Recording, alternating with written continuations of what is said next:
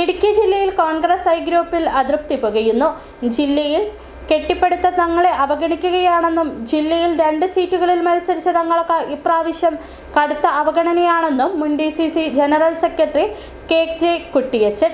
Congress I ഗ്രൂപ്പിനെ ഇല്ലാതാക്കാൻ ബോധപൂർവമായ ശ്രമമാണ് ഇപ്പോൾ നടക്കുന്നത്.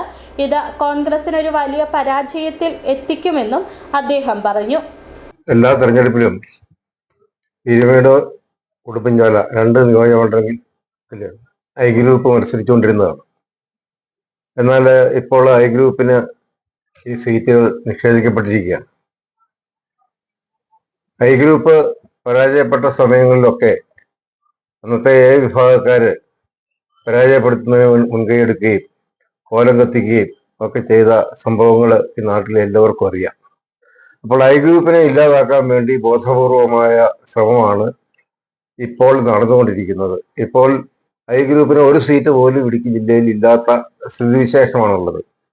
ഐ ഗ്രൂപ്പിലെ പ്രധാനപ്പെട്ട നേതാക്കന്മാരെല്ലാം പ്രവർത്തനം മതിയാക്കി വീട്ടിലിരിക്കുന്ന ദയനീയമായ സ്ഥിതിയാണ് ഇപ്പോഴുള്ളത്.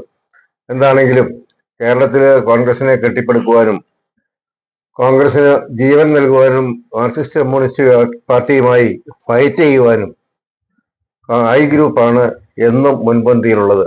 ഐ ഗ്രൂപ്പിനെ തഴയുന്നത് തീർച്ചയായും കോൺഗ്രസിന് പരാജയം ഉണ്ടാകുവാൻ ഇടയാകും എന്ന കാര്യം പറയുവാൻ ഞാൻ ഈ അവസരം വിനിയോഗിക്കുന്നു.